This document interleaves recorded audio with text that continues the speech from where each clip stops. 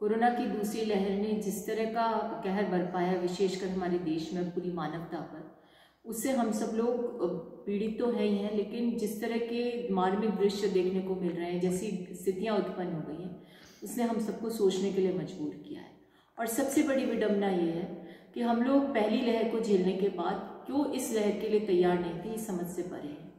और मैं कहते हैं ना कि जब कोई अप्रत्याशित घटना घटती है तो उसमें उसके बाद यदि वैसी कोई और घटना और उसकी पुनरावृत्ति हो जाए या उसकी तीव्रता बढ़ जाए तो उसमें हाइंडसाइट का कोई ना कोई काम होता है और उसे उपयोग करके और उससे पार पाया जा सकता है। लेकिन जैसी घटना ये कोरोना है, जैसी ये महामारी है, जैसा ये भयानक संक्रमण है इसका, उससे मुझे लगता है कि फोरसाइट की ज़रूरत थी और उसको नहीं अपनाना सबसे बड़ी दुविधा का कारक बना है।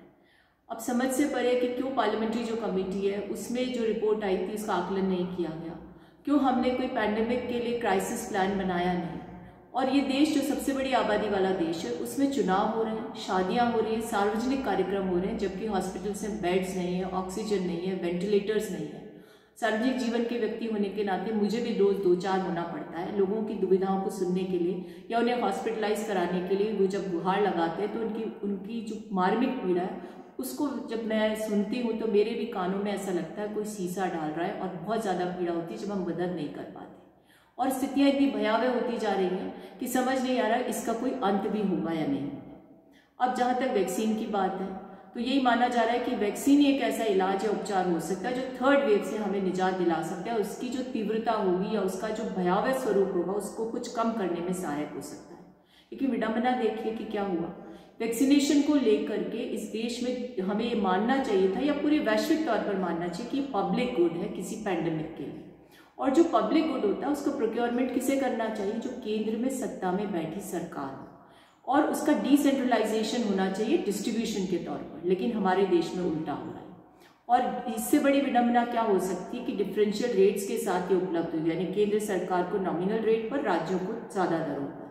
अब राज्यों की स्थितियां तो कितनी खराब है सबको मालूम है, क्योंकि हमारी जो आर्थिक स्थिति हुई उसके बाद राज्यों को उनके हिस्से का पैसा नहीं मिला और सारा जो भार है राज्यों के ऊपर आ गया।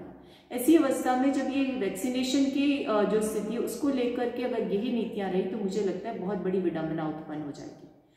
हमारे देश को वैक्सीनेशन करवाने वाले देश के तौर पर अग्रणी माना जाता है, लेकिन आज स्थितियां क्या हो गई कि हमने अपने देश के लोगों को टीका लगाने के स्थान पर जो वैक्सीन नेशनलिज्म का दावा करते थे उसकी जगह हमने सॉफ्ट जो कह सकते हैं पॉलिसी के तौर पर एक्सपोर्ट कर दिया। और इसको हमने इस तरह से किया जिससे कि हमारे लोगों को दुविधा का सामना करना पड़ रहा है। अब मेरी समझ से परे है कि हम लोग फार साइटेड क्यों नहीं रहे इस मुद्दे को लेकर के, दूरदर्शी होना चाहिए था, क्योंकि सबको पता था कि भारत में जब पहली लहर आई और उसका कुछ प्रभाव कम हुआ तो हम लोग, मुझे लगता है, कुछ ज़्यादा कॉम्प्लेसेंट हो गए और हम भूल गए कि अमेरिका में, यूके में, यूरोप में और विश्व के अन्य देशों में दूसरी लहर ने कैसा कहर बरपाया था और परिस्थितियां कितनी भयावह बनी थी। सबको ध्यान है स्पेन में क्या हालत थी, लोग जो सेंटर्स थे, ओल्ड एज होम्स थे, वहाँ पर मर रहे थे क्योंकि ऑक्सीजन नहीं थी। आज हमारे देश में ऑक्सीजन की उपलब्धता बहुत कम है और ऐसी अवस्था में हमें भी दूसरे देशों से इम्पोर्ट करनी पड़ रही है ऑक्सीजन, जबकि माना जाता था कि हमारे देश में सरप्लस ऑक्सीजन होती है। सबसे बड़ी विडंबना ये हो गई कि जो हॉस्पिटल का जो इंफ्रास्ट्रक्चर था वो तो पहले ही, जब पहली बार कहर बरपा था पूरे विश्व में, तभी सभी जो विकसित देश हैं वहाँ भी उसकी स्थिति खराब थी। लेकिन जब हम एक लहर को, एक दौर को सहन कर चुके थे तो सबसे बड़ी प्राथमिकता केंद्र सरकार की होनी चाहिए थी कि हॉस्पिटल के इंफ्रास्ट्रक्चर को कंसोलिडेट किया जाए।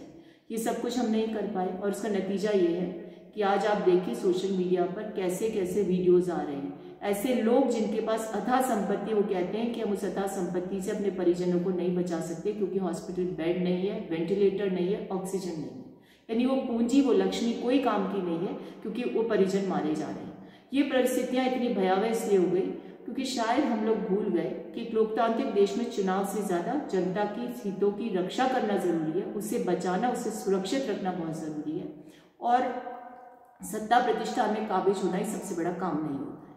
अगर चुनाव के इस दौर को आगे बढ़ा दिया जाता, शादियों के जो फंक्शंस उन्हें विराम लगा दिया जाए तो हम सामूहिक रूप से इस बीमारी से निजात पा सकते हैं। तो मेरा आप सबसे करबद्ध निवेदन है कि इस भयावहता की जो स्थिति है, ये जो स्थिति हमें भयाक्रांत कर रही है, जो हमें मजबूर करे घर में रहने के लिए, उस स्थिति से यदि पार पाना है तो जो कोविड प्रोटोकॉल है या एप्रोप्रिएट बिहेवियर है उसका अनुपालन करिए। इसका कोई इलाज, वैक्सीन तो जरूर आया है और वैक्सीन के अलावा इसको कोई इलाज दिखाई नहीं देता है। पैनिक भी इतना हो गया क्योंकि लोगों को ना तो दवाई मिल रही है, ना हॉस्पिटल में स्थान मिल रहा है और इस ऐसी स्थितियां हो गई कि गंभीरता का अंदाजा लगाना भी मुश्किल होता जा रहा है। जिस पर ये संक्रमण आया है, जिस परिवार पे, उससे पूछिए उन पर क्या बीती है, अपने परिजनों को जिन्होंने खोया उन पर क्या बीत रही है, क्योंकि उनको पता है कि उनके पास पैसा था लेकिन जीवन रक्षक दवाइयां नहीं थी, जीवन बचाने की स्थितियां नहीं थी। तो ऐसी स्थिति से उबरने का एक ही तरीका है कि समझदारी से, विवेक से काम लें और विवेक से काम लेते हुए एक दूसरे से को बचाने के लिए जो प्रोटोकॉल्स हैं उनको फॉलो करें और साथ ही साथ अपने सारे सार्वजनिक और सामाजिक कार्यक्रमों को स्थगित कर दीजिए। कोई आवश्यकता नहीं इसमें विवाह समारोह, जन्मदिन के समारोह या अन्य कोई समारोह। ग्रामीण क्षेत्रों में तो स्थितियां बहुत खराब है क्योंकि वहां समझाइश करने कोई जाता है तो 50 की जगह 250 लोग आते हैं और ये तक सुनने को मिलता है कि जब हमने इनके कार्यक्रमों में भोजन किया था तो हमें भोजन करवाना जरूरी है। ऐसी औपचारिकताएं किस काम की जो आपके जीवन की कोई लील लेंगी। तो ये परिस्थितियां बहुत विकट हो चुकी हैं। बड़े बड़े लोगों को मैंने देखा है, ऐसे चिकित्सकों को जो खुद लोगों का इलाज करते थे बिना वेंटिलेटर ऑक्सीजन से, उनकी जीवन खत्म हो गया। तो इस समय इस मानवता को सावचेत होने का है। म्यूटेशंस डबल होते जा रहे हैं, वायरल म्यूटेंट्स हैं, उनकी स्थिति ऐसी कि समझ से परे है। तो इसमें सिर्फ साइंस पर विश्वास करिए और अपने आप को सचेत रखने की आवश्यकता है ताकि हम इस विडंबना से पार पा जाए। अब जैसी स्थिति बनी है मुझे समझ नहीं आता कि हम इससे कब उबर पाएंगे। आज आप अगर बाहर निकलेंगे, अपने किसी भी परिचित से बात करेंगे तो आपको पता चलेगा कि उनके घर में कोई ना कोई संक्रमित है और संक्रमित भी इस स्तर पर है कि उसके इलाज की भी संभावनाएं बहुत कम हो रही है। तो ऐसी अवस्था में हम सबकी सामूहिक जिम्मेदारी है कि हम लोग मिलजुल करके पूरी पॉलिसी को ऐसी बनाई जाए जिस पॉलिसी की इम्प्लीमेंटेशन में सबकी भागीदारी हो और इसे सुनिश्चित करने की सबकी जिम्मेदारी हो। तो हम सबको जरूरत है कि आज हम लोग एक ऐसे विचार के साथ आगे बढ़ने का काम करें और दूसरे देशों से सीखें कि कैसे उन्होंने कोरोना से पार पाने की स्थिति उत्पन्न की है। वो चाइना जो इसका जनक था, आज वहां पर कोरोना समाप्ति की ओर है। इजराइल ने वैक्सीनेशन करके अपनी पॉपुलेशन को सेव किया है। यूनाइटेड किंगडम में जिस प्रकार से फेज वाइज वैक्सीनेशन हुआ उसका परिणाम यह कि वहां पर लॉकडाउन को फेज वाइज खत्म कर दिया गया। आज वहां स्थितियां बिल्कुल अनुकूल हो चुकी हैं। अमेरिका में भी एंटी वैक्सर्स ने बहुत कुछ वातावरण खराब करने का काम किया था, लेकिन आज वहां भी स्थितियों को नियंत्रित किया जा रहा है। तो हमारे देश जो सब आबादी के तौर पर एक बड़ा देश है, उसे आवश्यकता है कि वो बहुत ज़्यादा प्रोटोकॉल्स का अनुपालन करें और साथ ही साथ हम लोग ये समझें कि हम लोगों को आज जीवन बचाने की दरकार है और जो औपचारिकता है सामाजिक जीवन की, राजनीतिक जीवन की या अन्य जीवन की, उनको हमें एक बार त्यागने की नेपथ्य में धकेलने की आवश्यकता है।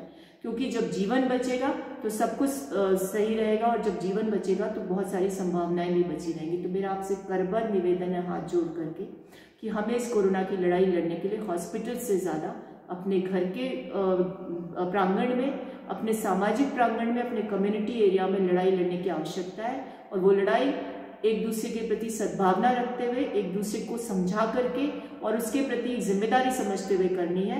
और जब हम ये कर लेंगे तो हमारे हॉस्पिटल्स भी इस प्रकार से सुदृढ़ हो पाएंगे कि वो हमारे संक्रमित लोगों का उपचार कर पाएंगे। जय हिंद, धन्यवाद।